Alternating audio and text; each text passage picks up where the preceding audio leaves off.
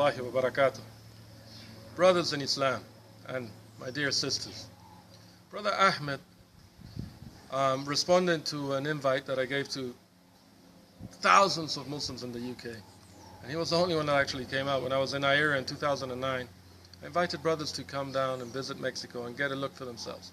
Ahmed has come down, done the research, has done some dawah events with us here in Tequisquitengo, which is a very interesting area that you can later investigate upon yourselves.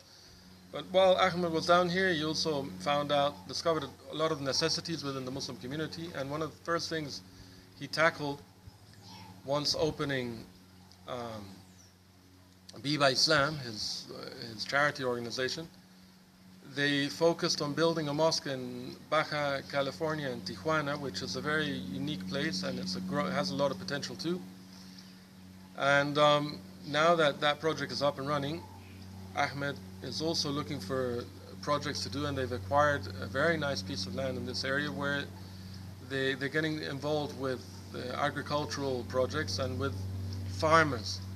And this is a great step in the right direction, because dawah, especially in Latin America, which I'm very familiar with, has been always focused on the major urban areas, massive cities, big rat races.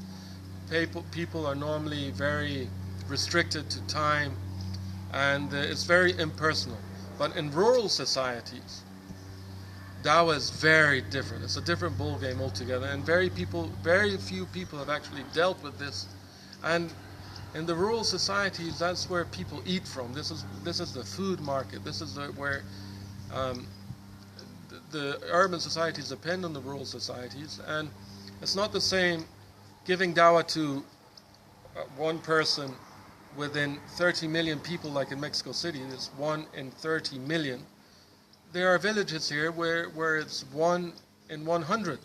So if you give dawah in the right way, in a sustainable fashion, which I can later explain what I mean by in a sustainable fashion, but if you give support and give dawah to a farmer within a community of 100 people, and that farmer becomes Muslim, then his family is going to become Muslim, and that he's going to influence the other people in his communities, and so on. And it's so much easier to deal with small communities in an organized fashion.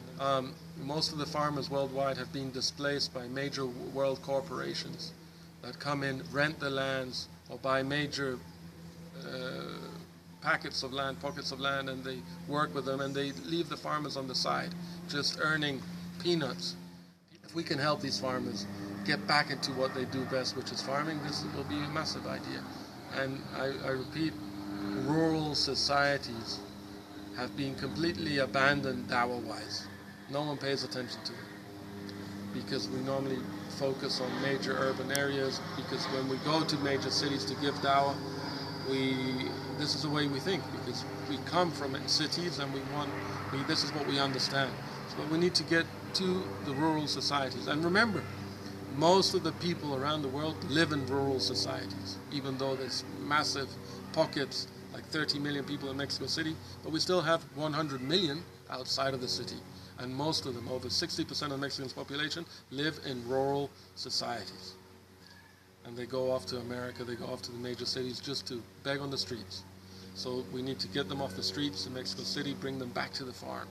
And we can do that. We as a Muslim community, we can do that with the right strategy, the right mentality, and above everything, with conviction and with iman on Allah subhanahu wa ta'ala, we can make a difference. So brothers and sisters, get behind Viva Islam and start talking to Ahmed and his team of brothers in the UK, and learn from them as what can be done.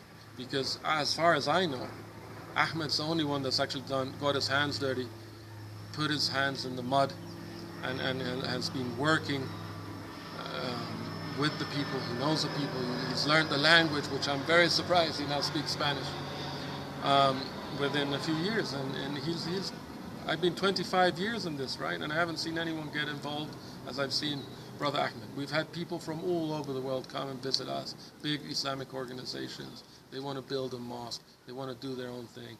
They want to do their own dawah within their own methodology, but they very rarely study and analyze what really needs to be done. And I think Ahmed's on the right track with Viva Islam, and I think there's a lot of potential. So get involved, brothers and sisters, because you can really make a difference.